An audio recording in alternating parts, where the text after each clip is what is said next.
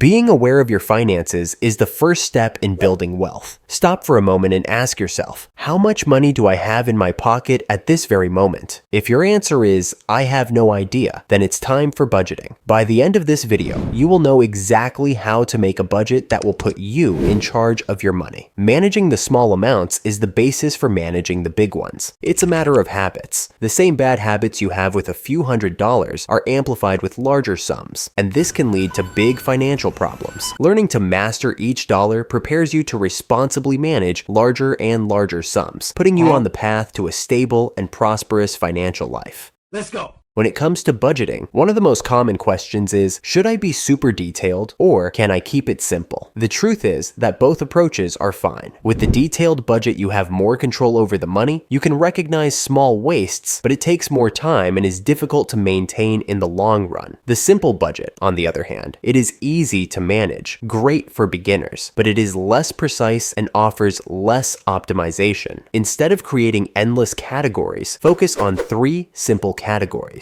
essential expenses, variable expenses, and savings investments. Essential expenses are those related to housing, food, healthcare, clothing, transportation, and telephone. In variable expenses, on the other hand, we have subscriptions, dinners out, entertainment, vacations, gifts, culture, self-care, and more. Obviously, this breakdown must be made according to your needs. If you think the cell phone is not essential, then put it in the variable category. If you do a web search, you will find that there are various methods of budgeting. There is the zero-based method, in which every single dollar is assigned to a category of spending, savings, or investment, and at the end of the month, the balance between income and expenses must be 0. The pay yourself first method, in which you set aside a portion of income for savings or investments before paying for your daily expenses, ensuring that you always save a fixed percentage, or the envelope budgeting method, where each envelope represents a category, and once you run out of money in the envelope, you can no longer spend on that category. Each of these methods has pros and cons. So, what is the best method? The best is the one that works for you. Start by setting spending goals at the beginning of each month. You should not see these goals as stakes, but as something that helps you create a lifetime of wealth. Change your mindset from I can't spend this money to I can't spend this money because I need to achieve a big goal. A general rule of thumb is the 50-30-20 rule, which says that 50% of your net monthly income should be allocated to essential expenses, 30% to variable expenses, and 20% to investments and savings. This theory was published in 2005 by Elizabeth Warren,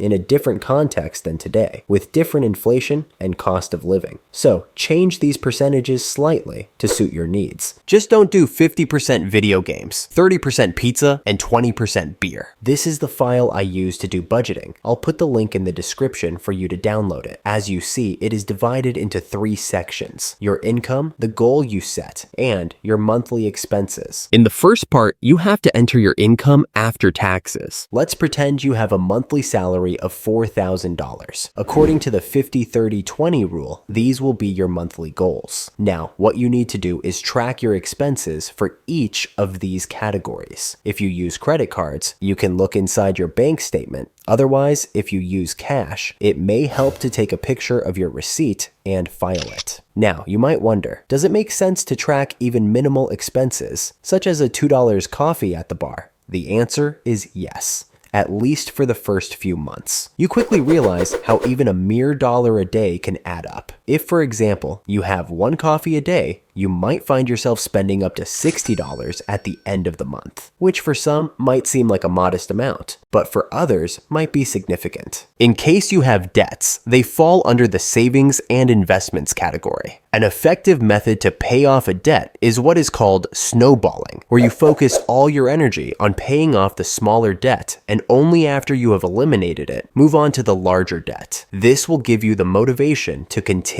You are dead.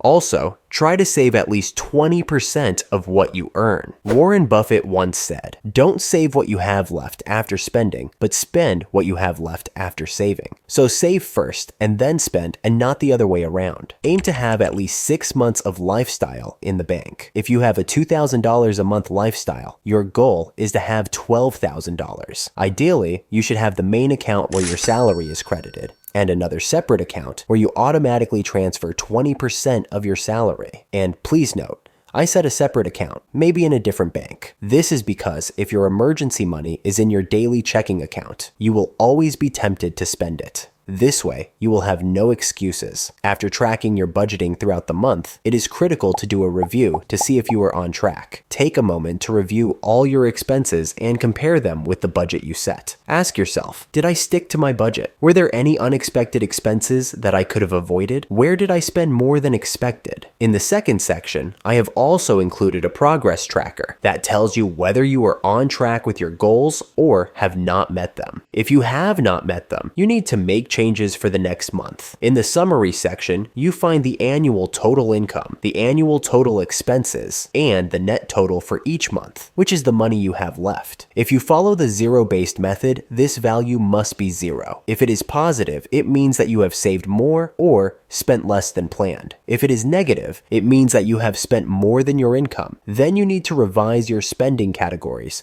to restore balance in the following month. Remember to check your finances every day. Don't spend more than you earn. Don't allocate more than 40% of your monthly income to loan payments. So if you earn $2,000 a month, don't have a mortgage, financing, installments, other debt over $800. And never buy a boat, but always have a friend who owns a boat.